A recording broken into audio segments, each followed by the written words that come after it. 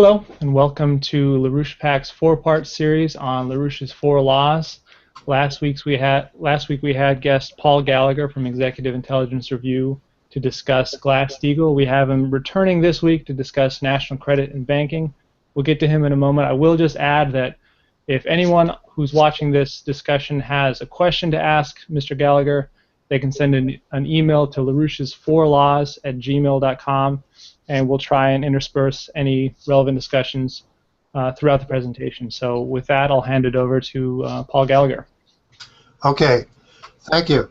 Let me just, since this is a video presentation, let me just apologize very briefly at the beginning. The condition of my face is temporary. It's a treatment, so it's benefiting me, even though it may be challenging you to look at me. But there are a lot more challenging things that we're dealing with overall in the world. So to our subject, which is national credit and banking, the second of the four actions that Lyndon LaRouche back in March very firmly laid out that Congress had to take during this session, beginning with the impeachment of Obama, beginning with the restoration of the Glass-Steagall Act. This is the second of those indispensable legislative actions that they have to take. And we've had to, over the past 3 or 4 days in Congress, an unusual step. People may have heard about it by now, that the Congress on Friday, by an overwhelming bipartisan majority, reasserted its jurisdiction over making war and peace and over deploying U.S. armed forces into harm's way in a resolution which barred Obama from sending combat troops to Iraq without explicit congressional authorization. A major step, one which was interpreted by most of the leaders involved in it in Congress as not just an action on Iraq, but an action on the retaking of a prerogative of Congress long lost to the executive, and a very important step in avoiding the threat of world war. More to our point now, over the past 2 weeks, we've had 5 countries join together to form 5 countries with high rates of economic growth, which tells you right away the United States was not one of them, joined together to create both an investment bank called the New Development Bank for investment in infrastructure among themselves and in third-party borrowing nations, and in order to create a currency stabilization fund of equal size, $100 billion, in order to protect their currencies from speculative attacks and sudden drastic devaluations which can throw their economy for a loop. Because the crucial importance of this is the very rapid growth relative to the United States and Europe, the transatlantic world, which China, India, Russia, South Africa, and Brazil have had over the recent period. For example, in the last 6 years combined, as I mentioned last week, the OECD countries, so-called, United States, Europe, Japan, Canada, have grown by 11% over 6 years combined, a total of 11%. These 5 countries have been growing at a rate of 5 to 8% in their economies every year during that same period of time. China has been investing in infrastructure 8% of its GDP for more than 20 years, with the result of this extremely high rate of growth. The United States, by contrast, has been investing recently 1.4 to 1.5% of its GDP in infrastructure. So there is a choice between the condition in which our economy has fallen, one in which there has been mass unemployment.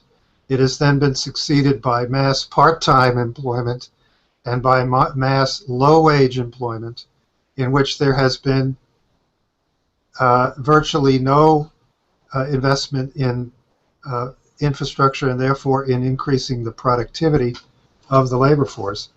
And so, are you having trouble hearing me?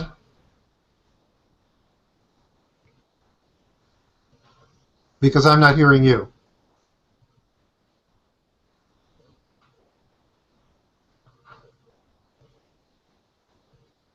We can hear you just fine, Paul. Okay, now I can hear you again. I'm sorry. I thought because it had gone silent that we had a problem. No, we just went on mute. Go ahead. Okay, good. So we have the alternative, we, the United States, have the alternative, the option in front of us to cooperate with this initiative, join this bank, issue credit into this bank. We will be among the greatest beneficiaries because of the exports, because of the investments of international development banks in infrastructure development in North America, where we desperately need it, especially in the areas of attacking the drought in the West, high-speed rail, and so forth.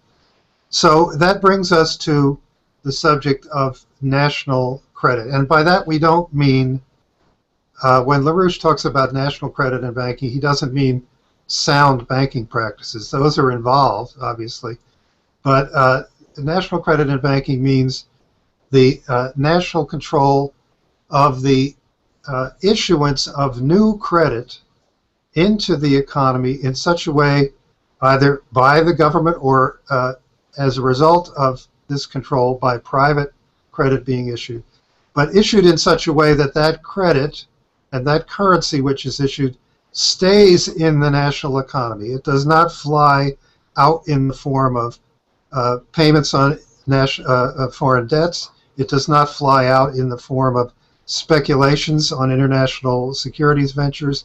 It stays, that credit stays in the country and goes into the real economy, is directed into the real economy.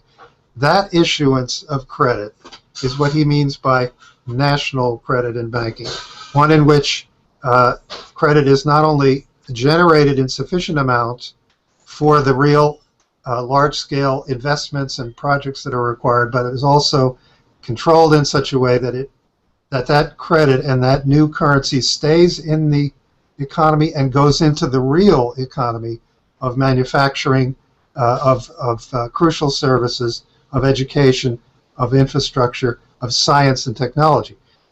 These things also involve the direction of credit, which is sometimes attacked nowadays and called picking winners and losers, meaning the direction of credit to develop breakthroughs in technology and breakthroughs in productivity in the economy. Alexander Hamilton, for example, and his collaborators understood that the direction of credit was the key to the development of the future United States when the first national bank was formed. That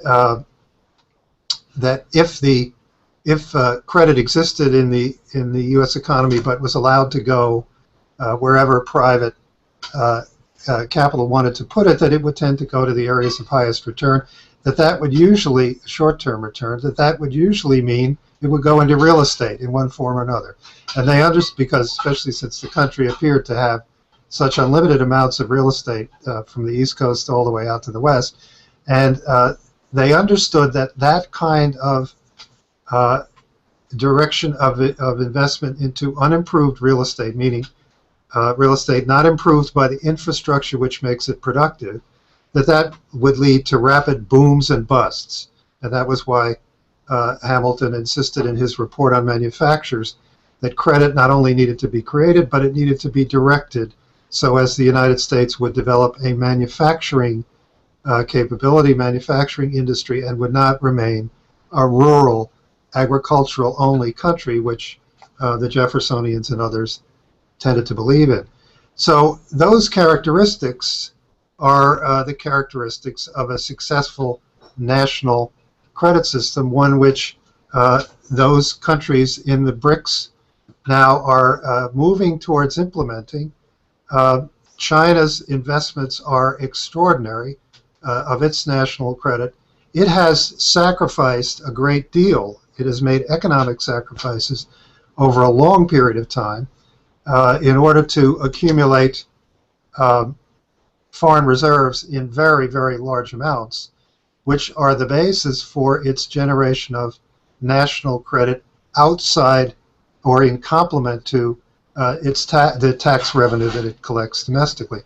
And that has enabled China to make immense investments. It has built 6,000 miles of high-speed rail in the last 6 years, for example. That's not just rail. That's rail that travels at 200 plus miles an hour for passengers, 100 plus miles an hour for freight. It's building another 6,000 miles in the next 6 years and intends overall to build as much as 50,000 miles of high-speed rail outside China by the extension of its national credit into other countries, and or in collaboration with other countries. It's essentially this kind of policy which is now being made the policy of 5 countries in the BRICS grouping in the formation of this new development bank. But the accumulation of foreign reserves by exporting, as China has done, is not the only way that this kind of national credit capability can be generated. It's not the way, as I'll go through, that this has been done in the history of the United States. As I mentioned, national credit means that credit and currency stays in this country. It's issued and it stays and is used in this country unless, and in those cases where we wish that it should go abroad in order to invest in developing productivity in other economies, in order to create exports, technology exports for us, in order to increase the productivity of the world economy involving trade. Otherwise, it circulates and is invested and stays in the U.S. economy. That kind of national credit is what Lincoln's famous economist Henry Carey called the benefits of having a non-exportable currency, which is an essential part of a national credit policy. Now, we don't, since 1971, decisively, the United States has had no such currency. Our dollar is not a United States dollar. Our dollar is a Wall Street, London dollar. Wall Street and London control how much of it is printed. They control where it goes and what it's invested in. The United States government has virtually nothing to do with that, and in fact is also saddled with a Federal Reserve Bank which feeds aggressively into the exporting of our currency into speculation all over the world. This, for example, in trade, in foreign trade, the dollar is the international reserve currency for foreign trade. 98% of all of the dollars in foreign trade are the result of hedges and derivatives and speculations on currencies. 2% is the amount of dollars actually necessary for the trade involved. So 98% of the dollars in international trade are private speculations, and the great majority of them are foreign exchange derivatives speculations. And that is only concerning the market for foreign exchange speculation. That the dollars in circulation for trade, actually taking part in international trade, for which it is the reserve currency, are a far, far tinier percent than 2% of the total use of the dollar overseas. In fact, already by 1979, more than 2/3 of all dollars in the world were circulating outside the United States. Now, this was not the way the Bretton Woods system was set up in 1945 under the leading impetus of Roosevelt before he died. The way that was set up is that the United States issued credit, for example, through plans such as the Marshall Plan, that they were very controlled means by which U.S. credit was exported outside the United States in order to create economic recovery in specific European countries. And it did not result in the buildup of dollar reserves in those countries because of the way it was done. Rather, it resulted in the creation of development banks in those countries, such as Germany's Kreditanstalt für Wiederaufbau. This was the situation intended by the Bretton Woods system.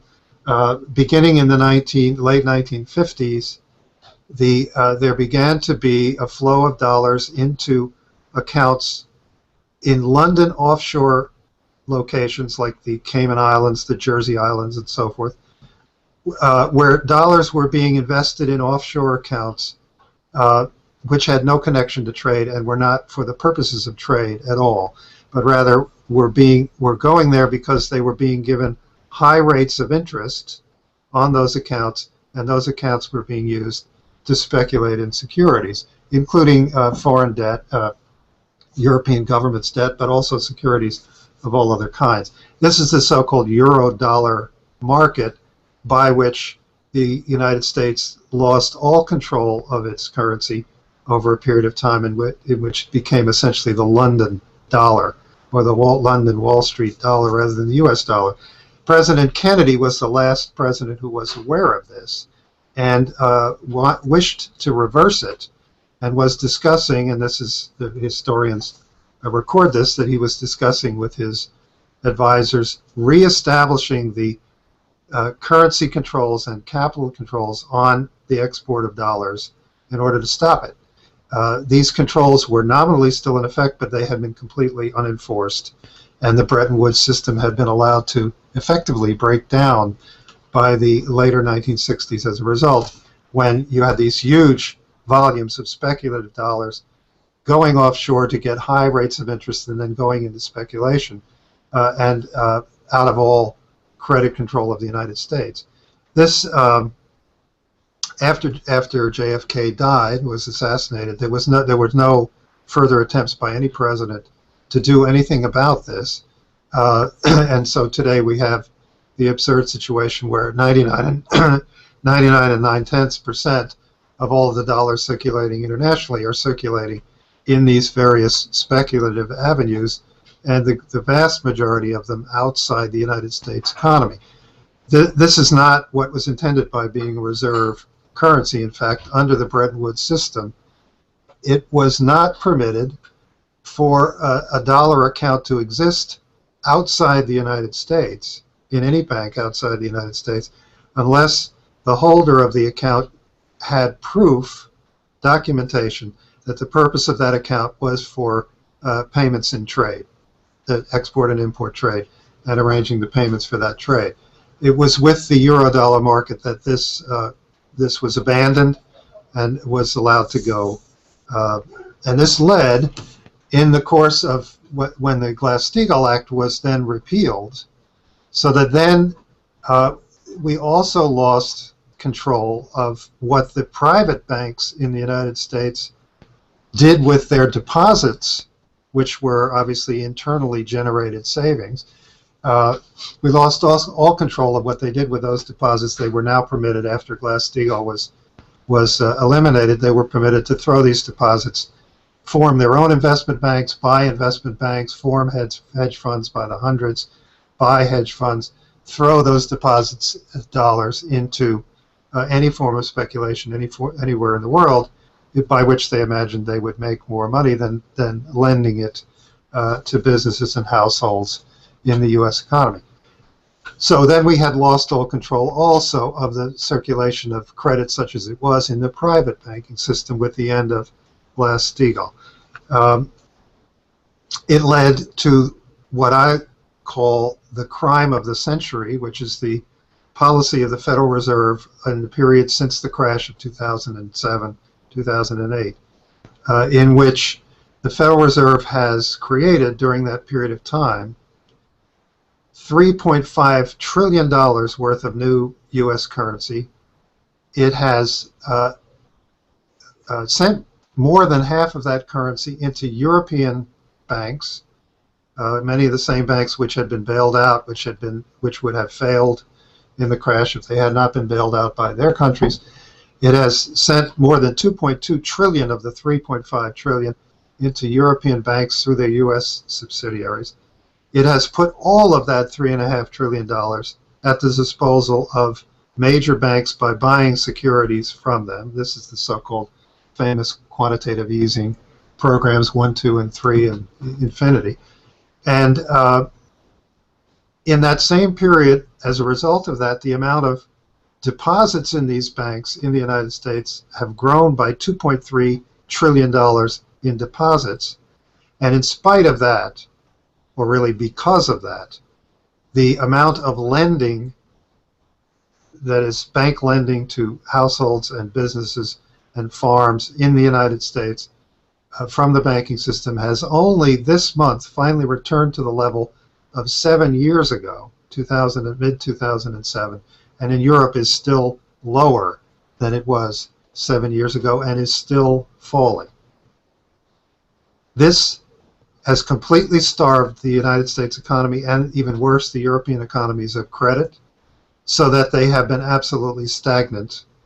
Mass employment, part-time employment, low-wage employment, persistent and worsening poverty throughout that whole period of time, while $3.5 trillion of new U.S. currency has been created in such a way that it would almost automatically flow through the largest banks and into international speculations, and other of it would remain with the Federal Reserve itself as excess reserves. Just in the last 4 years since the Dodd-Frank Act was passed, the amount of just cash sitting in the accounts of the largest banks has increased by 4% of GDP. That's equivalent to about $550 to $600 billion increase in effectively idle cash on the accounts of the largest banks, in addition to the reserves that they have with the Federal Reserve and the speculation in the derivatives markets, which is where most of this has been invested. So this really has been the financial crime of the century that the Federal Reserve, the Bank of Japan, the Bank of England have carried out with the quantitative easing programs. But when it comes to the United States, it is the demonstration also that what we call our central bank is a leviathan, an immense private bank among private banks. It's a gargantuan private bank among huge private banks, to which there is a lot of government control of one sort or another in what the Federal Reserve does. But nonetheless, the key is that it does not function as a commercial bank in any way. It does not, for example, buy municipal bonds from states, issued by states or municipalities for infrastructure. By policy, it does not do that. It does not lend otherwise for infrastructure development. By policy, it does not do that. It is not even an investment bank. It is merely a reserve for the banks, and not even for the banks, but rather only for the largest of the banks in the United States and Europe. It is not in any sense a national bank or a source of national credit, despite the fact that it may appear that the Federal Reserve is issuing huge amounts of credit into the economy. It's certainly printing huge amounts of money. Nonetheless, it is doing exactly the opposite. So it would be useful to just review how, since we in fact have a very deep tradition of national credit and banking in the history of the United States. It's much older and much deeper than the Glass-Steagall Act, for that matter. The Glass-Steagall Act is a very powerful precedent to restore. National banking and credit is an even deeper and more powerful precedent in our history. It's what accounts for what the United States has been through the 19th century and most of the 20th century, the greatest industrial power that the world has ever seen.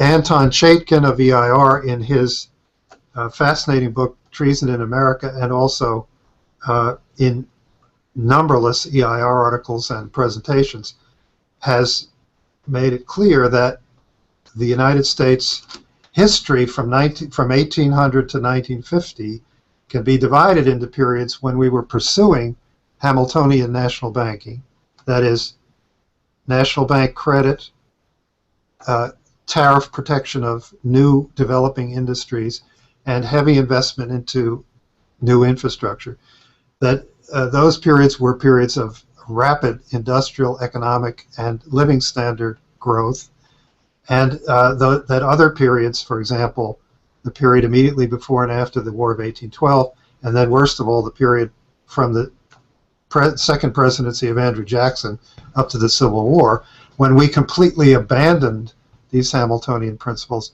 they were periods of stagnation and worse, and the latter of them a period in which the country came within a hair's breadth of falling apart, and the whole southern part of the country again becoming a colony, a combined colony of Great Britain and Spain, had the slave interests been able to actually split the country at that time.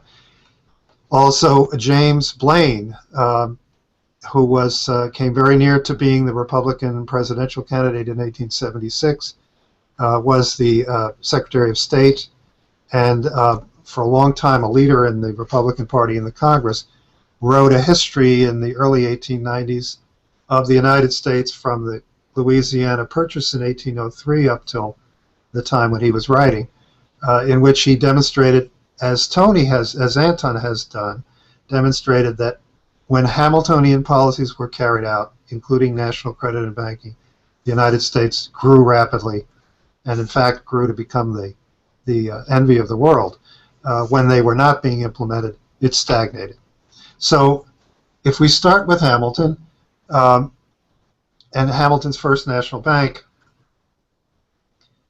Hamilton made a national bank out of debt. This I'm sure you've heard before.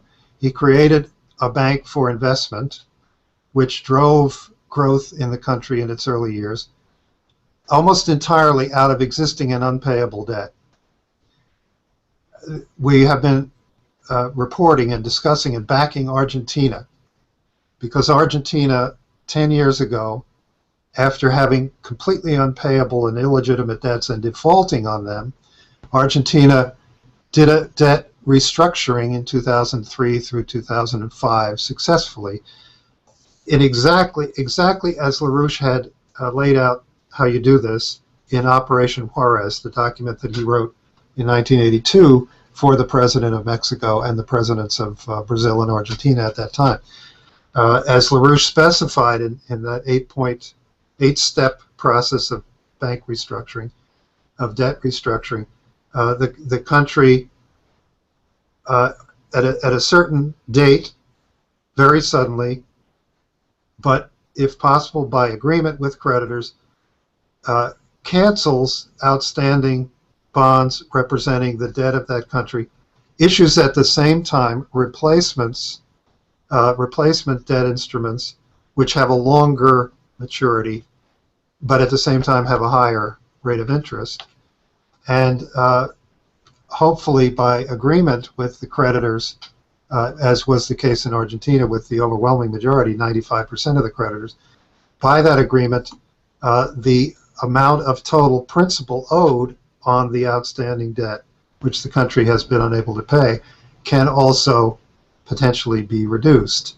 But the length of the replacement issues is longer, the interest rate is higher, the interest rate on the restructured Argentine bonds is quite high indeed, and that makes a successful restructuring, one which in Argentina in the last decade has been followed by the highest rates of growth in South America. In fact, rates of growth second only to those of China in the world as a whole. So what Hamilton did in creating the first national bank of the United States was essentially a debt restructuring very much like that. He, as everyone knows, faced a situation where the United States and also the various states themselves had accumulated debts during the Revolutionary War and in the Confederation period, which they could not pay and which they were not paying. And Hamilton assumed all those debts into federal government debt. That much is known. What he, by everybody, what he did was to restructure those debts by inviting those who held them to turn the instruments of those debts into the new Bank of the United States and invest them in the Bank of the United States as its capital. essentially he said, if you are holding debt of the state of Virginia or the Continental Congress or the United States, which chances are has not been paid recently, put 75% of your investment in our new national bank in the form of these debt certificates that you have from the United States or Virginia or the Continental Congress, whatever it is, and 25% of your investment in the capital of our new bank in gold and silver specie. And what you will get in return is what we would call today a debenture, a stock investment in this bank, but which has a long-term payout of 20 years, a rate of interest of 6%, 5 to 6%, depending on which of a number of options the creditors chose that Hamilton offered to them. And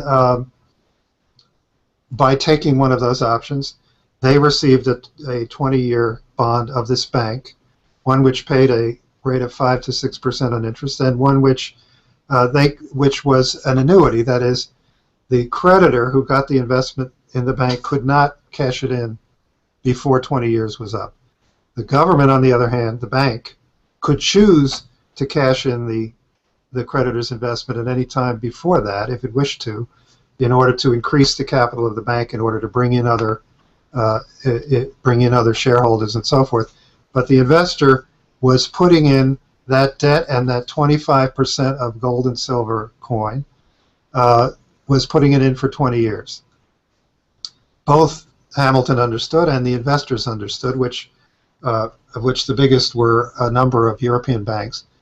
They understood that if Hamilton's intention for investment of credit into the U.S. economy was successful, if the economy grew and wealth production increased in the United States, that in fact these securities of the Bank of the United States, which they were getting, would remain at their full par value or very close to that, and they did, and therefore they would be able to borrow against those securities of the Bank of the United States that they were holding. So in fact, the investors understood that they were not really giving up all of the use of their capital for 20 years, and Hamilton understood that as well, and understood how to organize this. Now, it was associated, and the response was overwhelming. $10 million was what he needed to raise for the capital of this new bank. 20% of it was to come from the Treasury, and 80% from the holders of this non-paying debt that was out there. In fact, he was able to get the entire amount subscribed from the holders of the non-paying debt which had already existed, and the bank was able to lend the U.S. Treasury the $2 million which it had to put in as capital, so that in effect it was never necessary for the Treasury to make a capital investment in this bank. It was invested, and it was overinvested because a portion of it, a quarter of it, was in specie, which was over and above the debt which was being restructured by the bank. Now that then put the Treasury in a position to issue currency. Hamilton, being the Treasury Secretary, as is well known, established the first mint of the United States and its subsidiary mints, and they created a currency for the country, and that currency was then able to circulate and stay within the country. It did not go abroad to pay debts, and in fact, the bank had taken a $10 million debt burden off the shoulders of the Treasury, which enabled the Treasury then to issue currency very much in coordination with the amount of debt which had been reorganized by Hamilton through the National Bank. And that currency, combined with the ability of this new national bank to lend, made it possible for the United States to invest in the first ports, a network of roads, the very beginning of the network of canals during the period of the First National Bank, and this was much expanded in the period of the Second National Bank from 1818 through 1836, which operated according to the same principles. Now, Uh, there were taxes associated with this, the creation of the bank by Hamilton and the creation of national credit through that bank.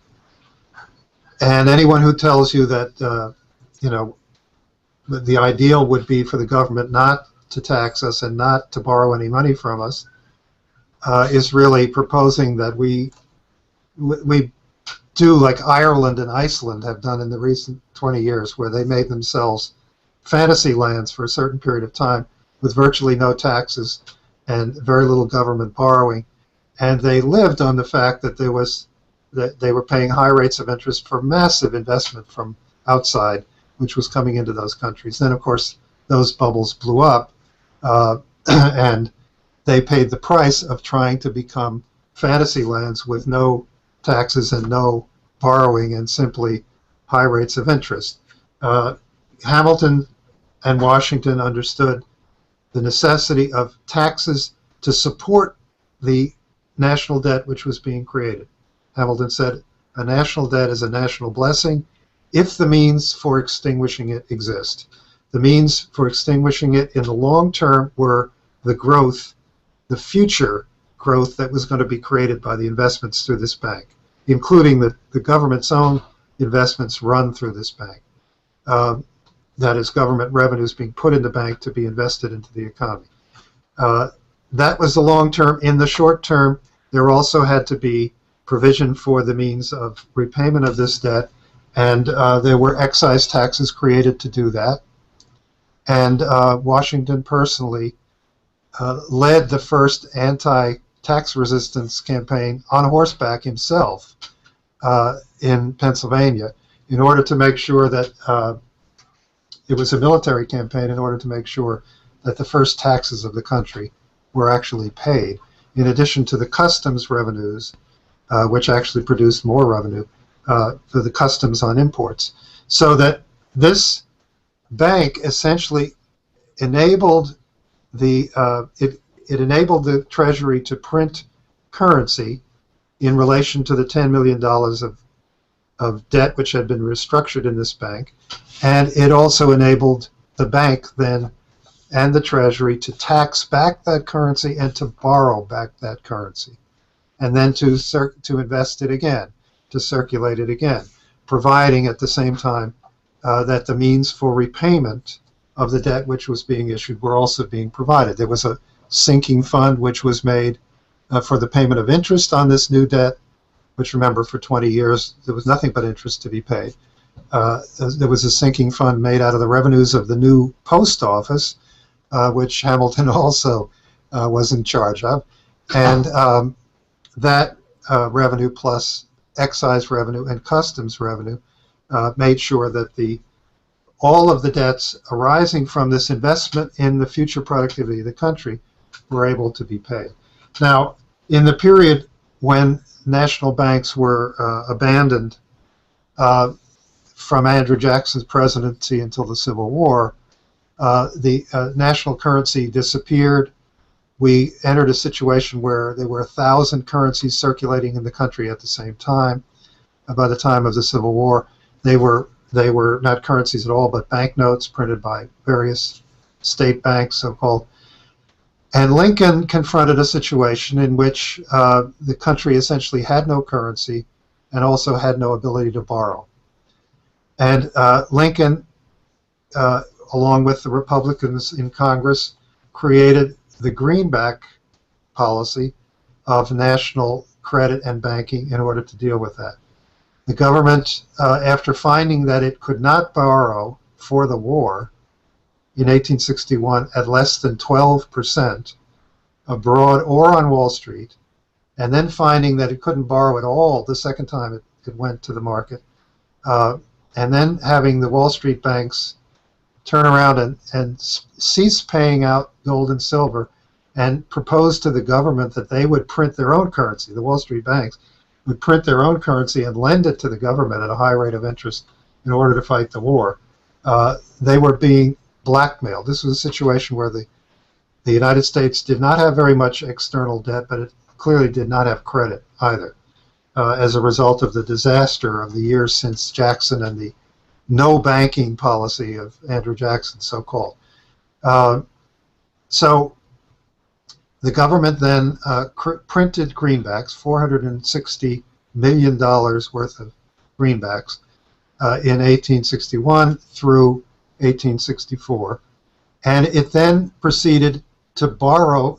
That then put currency into the hands of the soldier, the contractor, the artisan, the craftsman, the farmer, then had currency. Not a lot, but they had currency, and the greenbacks were in small denominations.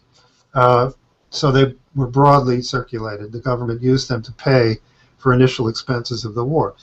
They then borrowed the greenbacks back by issuing 20-year 6% bonds. If that sounds familiar, it should. They also were bonds which were annuities. That is, they were not callable until 20 years was up, except by the government. The creditor could not call them for 20 years. But they were at 6%, and those were the means by which the government borrowed back the currency that it had put into circulation so that it could continue to pursue the war, but also to make the investments which it was making in the railroads, in the steel industry, in the state colleges, in the iron industry, in the coal, the development of the first development of coal. And again, taxes were associated with this. Lincoln was no sissy when it came to taxation, and neither were the Republicans in Congress. They established the Morrill Tariff. This we all learned about in junior high school or high school in 1861. And then there was a tax levied on businesses across the country. And then there was also an income tax. So if anybody tells you the old saw that we never had an income tax until the Federal Reserve in 1913, it's not true. Lincoln and the Republicans established an income tax on higher incomes, incomes over $800 a year, quite a lot at that time. And though the issuance of the greenback currency essentially enabled the government to borrow back and to tax back that currency and then to invest and spend it again. Eventually, $1.2 billion worth of borrowing was based on the $460 million worth of greenbacks that had been issued because of the rapidity with which they circulated. All of this stayed within the United States. The government bonds, borrowing which was done, those bonds were bought by Americans. They were bought, including in very small denominations, by Americans using the greenback currency. The government was no longer borrowing from London and Paris banks in order to fund its operation and fund the war. It was instead borrowing from the American people, and it was providing them with the credit and currency with which they could loan to the government and with which they could pay each other. And it was providing itself with the means to invest at the same time in the new industries and infrastructure which made the United States economy expand so rapidly and industrialize so rapidly from the Civil War to the end of the 19th century. Despite the fact that there were famously bank panics during that period of time, those resulted from the fact that as soon as the war was over, Andrew Johnson came in and his Treasury Secretary said, let's call back the greenbacks. And he started to contract the circulation of the greenbacks down from $460 to $330 million. Congress fought back. It went back up to $360 million. And that is where it is today. The current limit of greenbacks which can circulate in the United States today is still $360 million. Because of that battle at the end of the war, Lincoln's great economist, Henry Carey, fought this very hard all through the 1870s, said that that the country should print more and more and more greenbacks, well over $1 billion in new greenbacks, because it not only was developing rapidly, but it also had all the southern states which had been brought back into the Union gradually. And those states had remained undeveloped from an industrial infrastructure standpoint for the whole period of the first half of the 19th century. They needed to be developed as the rest of the country was developing. And Carey insisted that a great deal more national currency was necessary for that. In the 1870s, he proposed that the government issue $1 billion in greenbacks and make those greenbacks convertible at will by the person who had them into bonds paying 4% of the federal government, so that you could, if you needed your greenbacks, you used them as currency. If you didn't need them and you wanted to save them, you got a 4% bond from the government in exchange. You could then go back and get your greenbacks back again. That's what Carey proposed. But just the relatively small amount, $4 per person, is what the $460 million of currency was. $4 per American. That small amount of currency, because of the way it was used, and that it was national, as Carey said, a non-exportable currency, and was used for directed investment. It was the engine for the development of the United States in the second half of the 19th century. And we come to Roosevelt, who clearly wanted to form a third national bank. Roosevelt, after reorganizing the banks in the bank holiday and passing and getting Glass-Steagall in place, he then sent to Congress legislation which, and he sent it to Glass and to Steagall again, legislation which would create a lending bank in each of the 12 districts of the Federal Reserve. And that lending bank would use certain surpluses which the Federal Reserve had, for example, the surplus on FDIC deposit insurance payments, since those were now being collected under the FDIC law, and it would use the revenues of the United States in order to generate $550 million in each of those 12 banks, $6 billion plus in investment capital total, and invest them in the industries of the country. That was Roosevelt's proposal. It was blocked by Glass, as I indicated last week, the miracle of the Glass-Steagall Act is that Carter Glass ever came within 1,000 miles of it. And when it came to Roosevelt's proposal for, in effect, creating another national bank within the Federal Reserve, Glass blocked it, and it became a fight all during the 30s and the 40s to try to make the Federal Reserve at least discount lending into industry by the private banks if it wouldn't do any lending itself, something that it never did, so that Roosevelt then went to the Reconstruction Finance Corporation as a means instead. And again, this was never financed on the budget. This was never a matter of collecting tax revenues and just spending them for infrastructure. The RFC was financed off the budget by credit issuances which were raised by the Treasury for the RFC and were then invested in directed credit into the economy. And and produced the most extraordinary productivity. For example, there is a measure of economic productivity known as total factor productivity. What this is an attempt to take the growth of GDP and take away from it what comes simply from more labor being employed for more time, and take away from it what simply comes from more capital being invested in the same way, and take away from it also the changes in the education of the labor force in order to try to determine how much of the growth of the economy is accounted for by technological progress. And not surprisingly at all, the decades of the last 130 years in which total factor productivity has grown most rapidly were the 1930s and the 1940s. In the 1930s, it grew even more rapidly than during the war mobilization of the 1940s.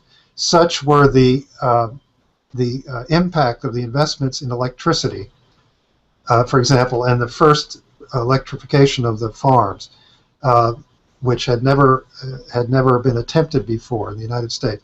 Such was the impacts of the the building up of the large industrial capacities which were used for the war, the building up of the immense industrial plants which were used for the development of nuclear energy and nuclear weapons, and all of the investments in tunnel building, in rail building, in the construction of dams, which changed and modernized the methods which were used for all of these forms of infrastructure construction during the 30s, produced rates of growth of productivity which were even greater than those during the mobilization immediately during and immediately after World War II. So this was possible because of what the RFC was able to do. That's the Roosevelt fallback for national credit, and its impact on banking was that when he was blocked from what he really wanted to do, which was to start to convert the Federal Reserve into a national bank and to make it function as a commercial bank or as a series of 12 commercial banks, using the tax revenues of the government as a pass-through and also using them as a multiplier for additional borrowing and additional credit to put it into the manufacturing economies of the country. So clearly we have different, Congress today has different approaches which it could take to creating national credit and banking again. I should have mentioned in discussing Lincoln's Greenback policy that it was a second step to it after the issuance of the Greenbacks and essentially the borrowing back and taxing back of the Greenbacks and